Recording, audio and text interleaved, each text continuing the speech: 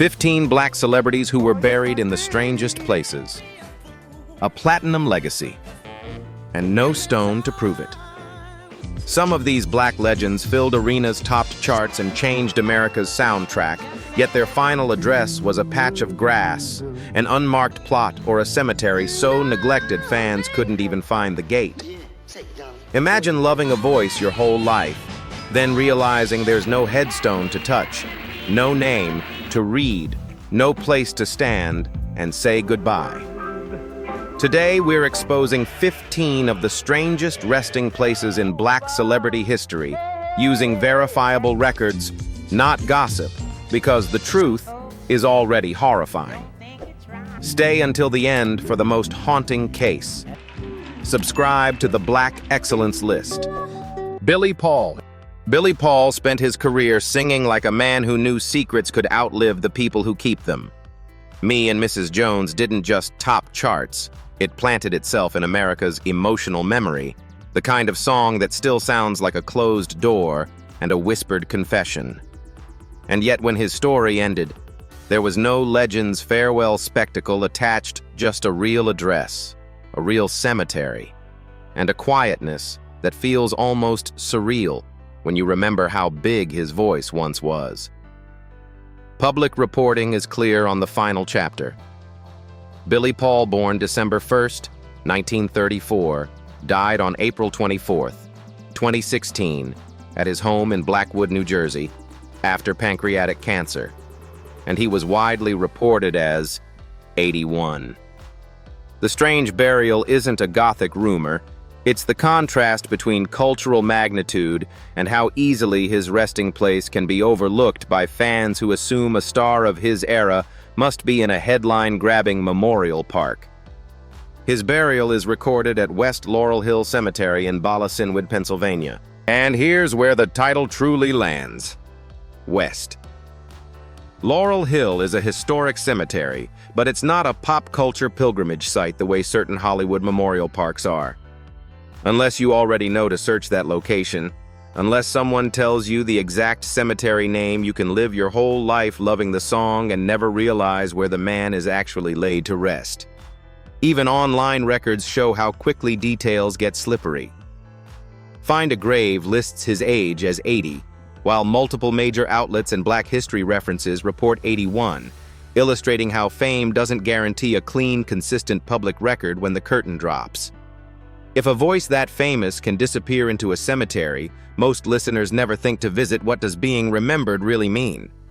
Billy Paul's story fits this countdown because it isn't about mystery for mystery's sake. It's about how the world can keep replaying a legend's greatest hit, while the legend himself rests somewhere quietly specific, named, documented, and still strangely easy to miss. Major Lance. Major Lance's music was built for movement, bright, punchy Chicago soul that turned sidewalks into dance floors. The Monkey Time was a 1960s party starter, the kind of record that made joy feel communal. Which is why his final geography feels so unexpectedly lonely. The man linked to Chicago's sound didn't end in a celebrity shrine, and he didn't even end where he died. The verifiable facts are stark and simple. Major Lance was born April 4th, 1939, and he died on September 3rd, 1994, in Decatur, Georgia, reportedly in his sleep from heart disease. But his burial is documented in a different state. He is buried at Washington Memory Gardens Cemetery in Homewood, Illinois. That cross-state split is exactly the kind of strange the title promises, because it breaks the assumption that a star's final place will match the city of their peak or the place of their passing. Fans hear Chicago soul and expect Chicago. The death happens in Georgia. The burial lands in Illinois in a cemetery that isn't marketed as a tourist stop for music history. The shock isn't a sensational secret. It's the way a life can be scattered by practical realities, family decisions, cost, distance, and the quiet logistics that govern death more than fame ever does. When you think of someone who helped soundtrack a generation, do you assume their resting place will be obvious, or do you realize you might be walking past it without knowing? Major Lance's story is haunting because it's believable. The charts can't guarantee a monument, A hit can't guarantee a crowd at the end. And even when the record of his burial exists in plain text, it still feels like the world let a vibrant chapter of Black pop history fade into an address most people never learn. Johnny Taylor. Johnny Taylor sang with the authority of someone who had lived. The lyrics, gospel roots turned into Southern soul that could sound like a celebration and a warning in the same breath. Stax billed him the philosopher of soul, and his voice carried the heat of the 1970s grown-up music for grown-up consequences. Then the ending arrived with a detail that's quietly shocking. His final resting place is not where most fans would instinctively look.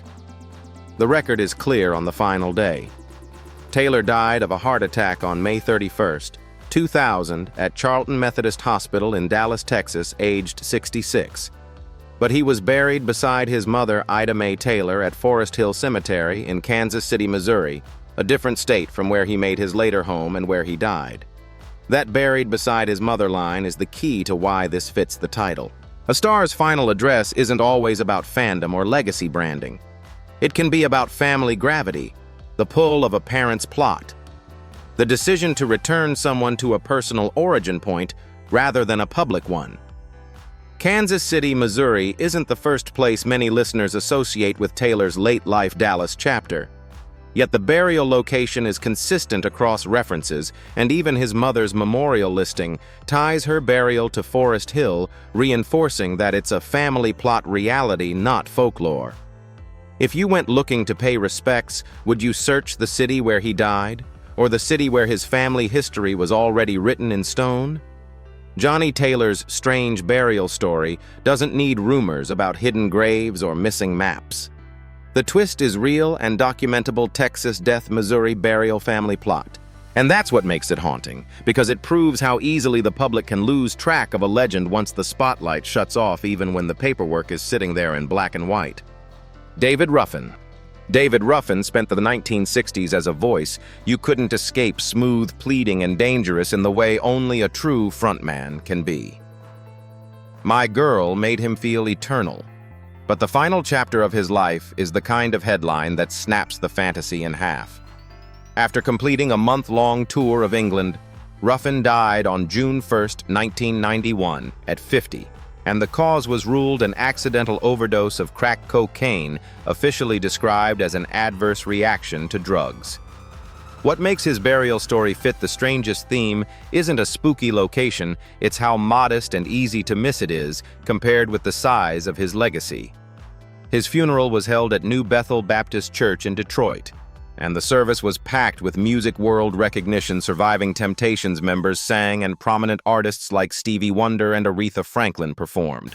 Yet his actual resting place is listed as Woodlawn Cemetery in Detroit. Section 3, a specific quiet placement that doesn't scream icon unless you already know the map. And then there's the part that deepens the unease without turning into fake news. After his death was ruled accidental, sources note that family and friends suspected foul play, claiming a money belt containing $40,000 was missing. It's documented as suspicion, not proven fact, which is exactly how it should be told. The result is a story where even the truth carries a shadow. A superstar dies far from home. Controversy follows, and the grave itself sits in a section name most fans would never guess. If someone as famous as Ruffin can end up in a cemetery section instead of a landmark, how many other legends are we walking past without knowing? Ruffin's strange burial isn't about mystery for clicks. It's about the mismatch between cultural weight and physical footprint. The music is huge. The final address is quiet, numbered, and easy to overlook unless you go looking on purpose. Esther Phillips. Esther Phillips' life reads like a warning label written in velvet ink. Extraordinary talent, early fame, and a long fight with dependency that kept threatening to erase what her voice had built. She died in 1984 at 48, and reputable accounts state the cause as liver and kidney failure linked to long-term drug abuse. That's already tragic, but the strangest burial part is even more haunting because it's documented in a way that feels brutally impersonal. According to widely cited biographical summaries, Phillips was originally buried in an unmarked pauper's grave at Lincoln Memorial Park in Compton, California.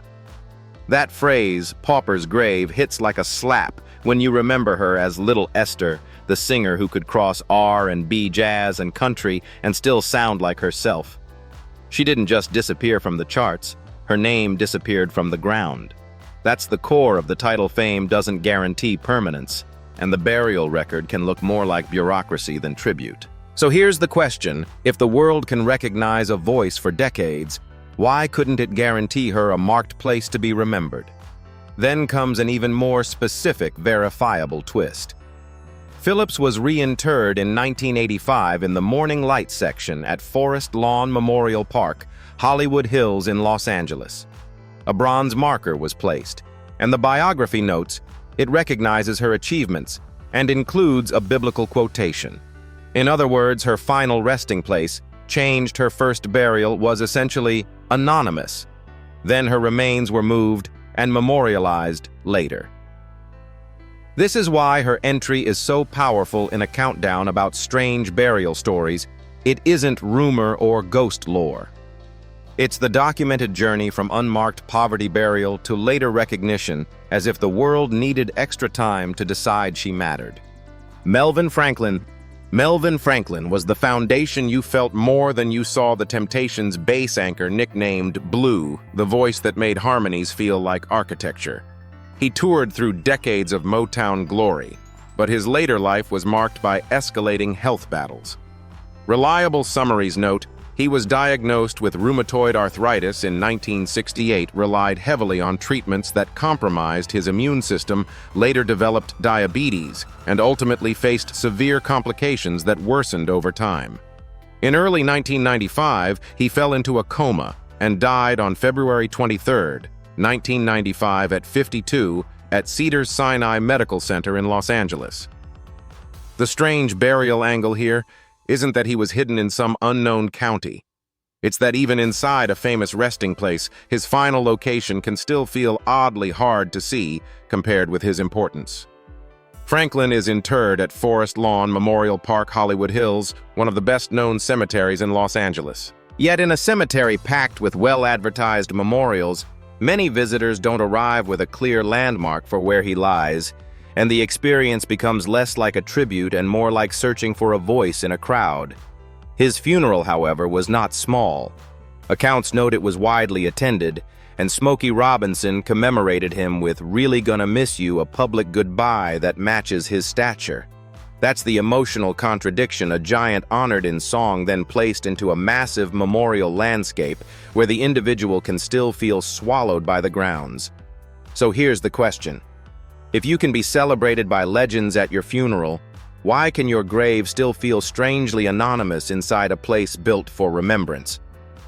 Melvin Franklin's entry works for this title because it exposes a different kind of weird, not an eerie cemetery, but the unsettling reality that even in a celebrity memorial park, an artist's physical resting place can be less accessible than their music. His bass line is instantly recognizable. His plot may not be. Minnie Riperton. Minnie Riperton's voice sounded like a miracle that could never break. Lovin' You didn't just become a hit, it became a lifetime soundtrack, the kind of song people play when they want to remember what tenderness felt like. She was born November 8, 1947, reached the peak of her chart success when Lovin' You hit #1 on April 5, 1975. And then the story turned cruelly fast. She was diagnosed with breast cancer in January 1976, continued to perform and advocate publicly, and died on July 12, 1979 at just 31 in Los Angeles. And now comes the detail that makes her fit this title in the most haunting way. Minnie rests at Westwood Village Memorial Park, a cemetery famous for Hollywood names, yet her burial has been reported as unmarked, meaning there's no headstone guiding fans to a single certain spot. Find a Grave's memorial page states that the cemetery office confirmed the burial is unmarked, and that's a concrete, checkable claim, not rumor, not folklore. That twist is brutal because it flips what people expect. You hear that whistle register perfection and assume the end of her story must be preserved with a clear monument, a place where grief can land. Instead, the music stayed easy to find on radios, playlists, wedding dances, while the grave became something you can walk past without realizing you're close. It's not supernatural. It's administrative. It's the kind of quiet decision that turns paying respects into a search without a marker. So here's the question. If a song can live forever, why can the place where its creator rests be so hard to truly locate? Minnie's life was public courage and private pain. She became one of the first celebrities to speak openly about breast cancer and even received national recognition for advocacy. Yet the final irony is that her legacy is everywhere, while her physical memorial by documented accounts may be nowhere obvious. That is the strangest kind of burial story. Not because it's mysterious, but because it proves how easily a world can keep consuming the beauty and still forget to mark where the beauty came from. Donny Hathaway. Donny Hathaway's voice carried comfort and warning at the same time. A song for you. This Christmas someday we'll all be free. He sounded like a man who could translate pain into something survivable. That's why the last chapter still shocks. It didn't end on a stage or in a studio booth, but in a hotel plunge that turned a genius into a headline overnight. What's documented is chilling on its own. On January 13, 1979, Hathaway was found dead on the pavement below his 15th floor room at New York City's Essex House Hotel. Investigators ruled the death a suicide. Biographical accounts add that he had shown signs of paranoia and distress shortly before his death, with producers later describing behavior that suggested a serious mental health crisis. He was 33, an age that feels especially brutal when you realize he was still creating, still recording, still planning the next step. So here's the question.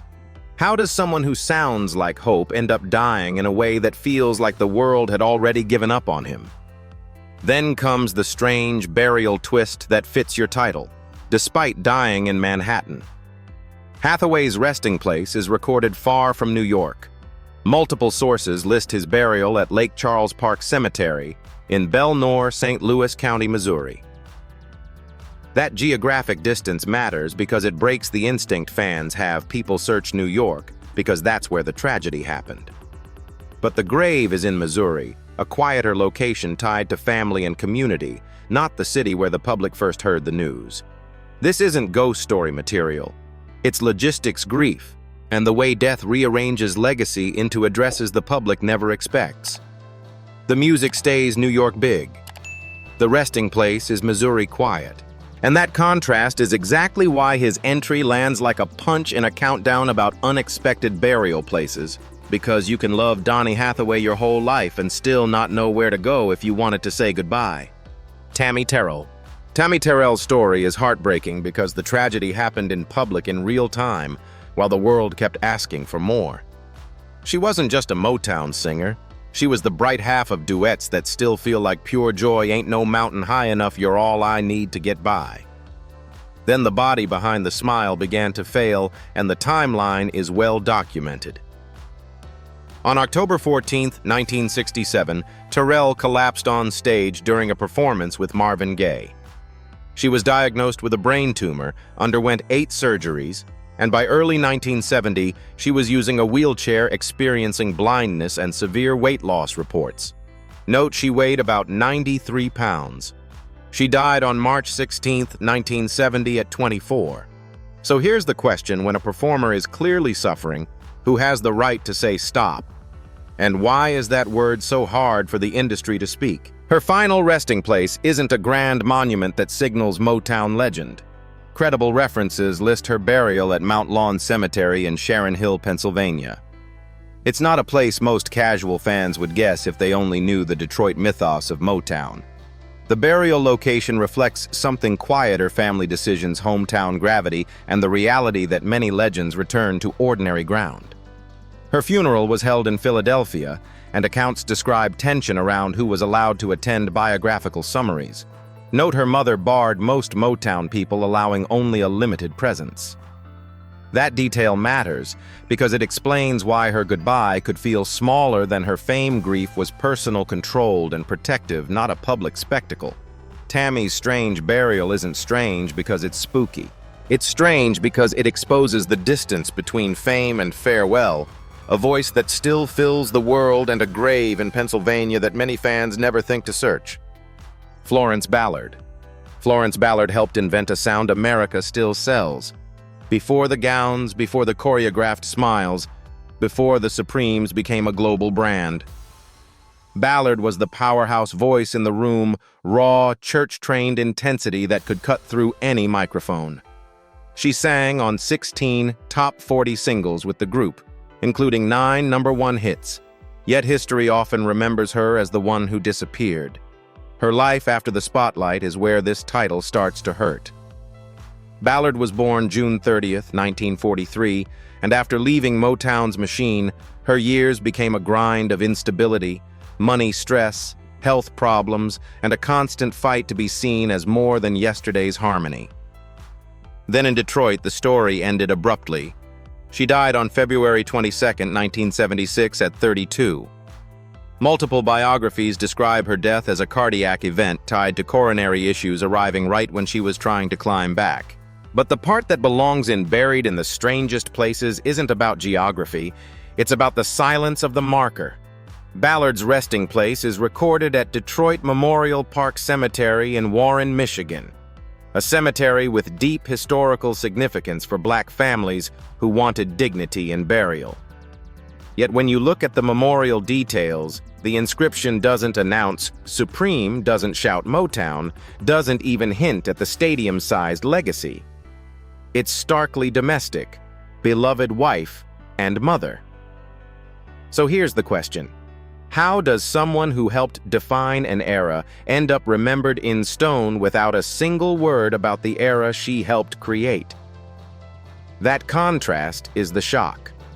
Ballard's voice is everywhere, streaming playlists, oldies, radio documentaries, commercials, while her physical memorial can feel almost anonymous unless you already know where to look and what name to search. Even her identity in records reflects that split. She's widely listed as Florence Glenda Ballard and also Florence Chapman in later life, a detail that can make a fan's search harder if they don't know the surname change. Florence Ballard wasn't buried in a haunted place. She was buried in a place that proves something colder. Fame doesn't guarantee a monument that matches your contribution. Sometimes the world keeps the music loud and keeps the grave quiet. Phyllis Hyman. Phyllis Hyman moved through music like royalty, tall, elegant, wrapped in velvet gowns and quiet control. On record, her voice didn't beg. It glided, the kind of refined soul that made heartbreak sound expensive. But the haunting twist in her story is that the final chapter arrived not after a farewell tour, not after a public goodbye, but hours before a scheduled performance, and her resting place became one of those you can love her forever and still not know where to go addresses. Hyman was born July 6, 1949, and for years, she battled severe mental health struggles. Major biographies note she lived with bipolar disorder and depression, and that she sometimes self-medicated with alcohol and drugs while openly speaking about suicidal thoughts. Then the timeline turns brutally specific. On the afternoon of June 30th, 1995, she died by suicide in her New York City apartment, overdosing on a mixture that sources describe as sleeping pills, Tuinal, and vodka. She was found unconscious around 2:00 p.m., and died at 3:50 p.m. at St. Luke's Roosevelt Hospital just hours before she was scheduled to perform at the Apollo Theater. So here's the question. How does a voice built for spotlights end in an afternoon so quiet the world didn't even get a final note? Now to the detail that makes her entry fit the title. Hyman's burial isn't in a celebrity pilgrimage layout most fans instinctively search. Her interment is recorded at West Laurel Hill Cemetery in Bala Cynwyd, Philadelphia area, Pennsylvania, a historic cemetery, but not one widely branded around pop memorial tourism. That sounds simple until you think about what it means for grief when a resting place sits inside a sprawling historic ground without the cultural signage of an entertainment shrine. Finding It can feel like a private code. Even dedicated listeners often learn the location from memorial databases rather than from publicized tributes, which is exactly the kind of strange this countdown is really about, not eerie soil, but invisible remembrance. Phyllis Hyman's legacy still lives in performances that sound like silk over steel. But her burial story forces the unsettling truth behind the title fame can sell the image of permanence, while the final address can remain quietly tucked away waiting for the people who truly cared to do the searching. Jackie Wilson. Jackie Wilson didn't perform songs, he detonated them. Mr. Excitement could turn a theater into a shaking floorboard, sweating through suits, snapping choreography into the microphone's shadow, and still landing notes like they were thrown darts. He stacked the kind of resume most singers only dream about: more than 50 chart singles, including 16 top 10 R&B hits with 6 number ones and 14 top 20 pop hits on the Billboard Hot 100. Then the first shock, he didn't fade out. He collapsed. On September 29, 1975, while singing Lonely Teardrops during Dick Clark's Good Old Rock and Roll Review at the Latin Casino in Cherry Hill, New Jersey, Wilson suffered a massive heart attack and fell on stage.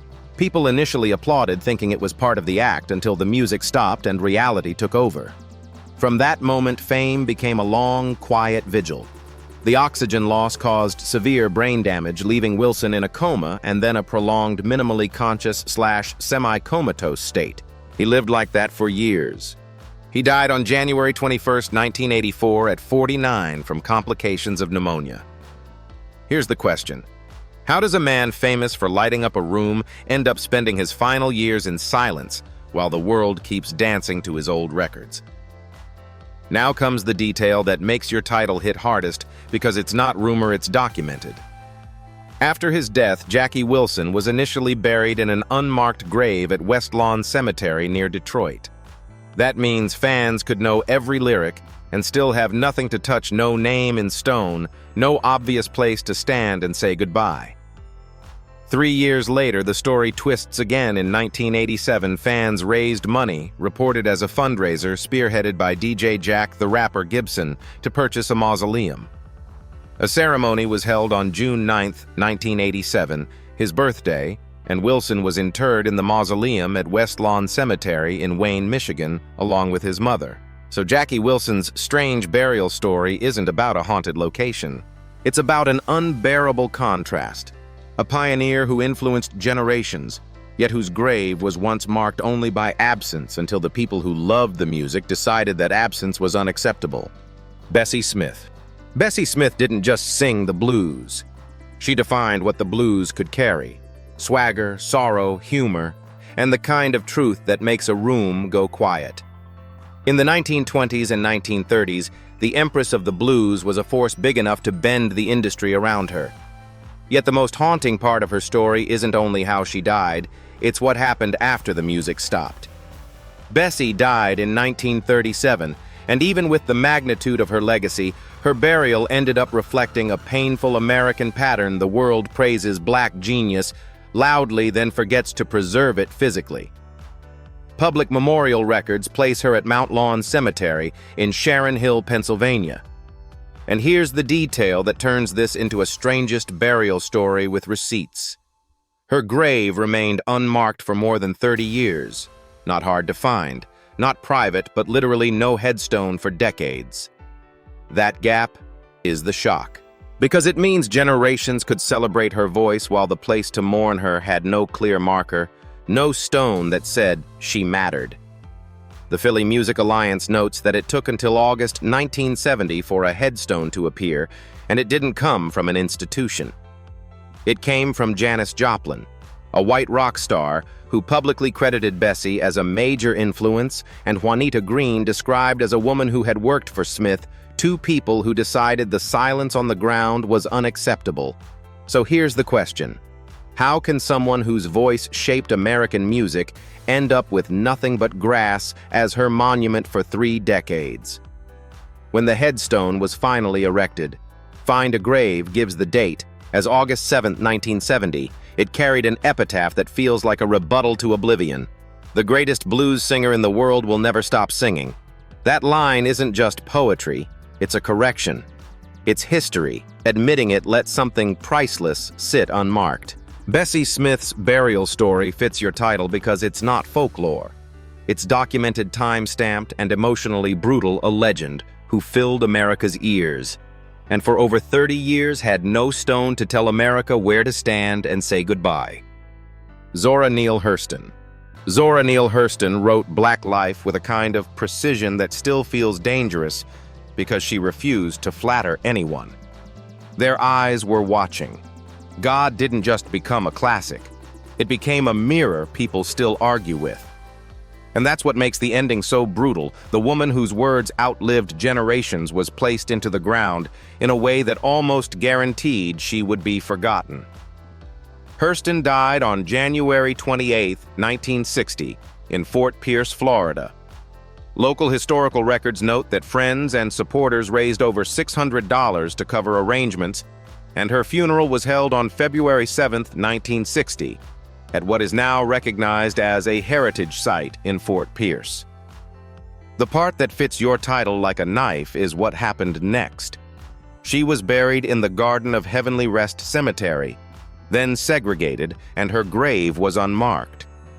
That means there was a period when the most important address a nation owes a writer, where to mourn her, was effectively erased. Not by a mystery plot, but by a reality older generations recognize: poverty, segregation, and a culture that often forgets Black artists the moment they stop being profitable.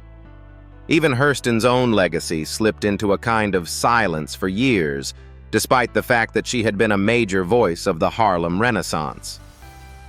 So here's the question: if a genius can be buried without a name, what chance does the rest of history have of being honest?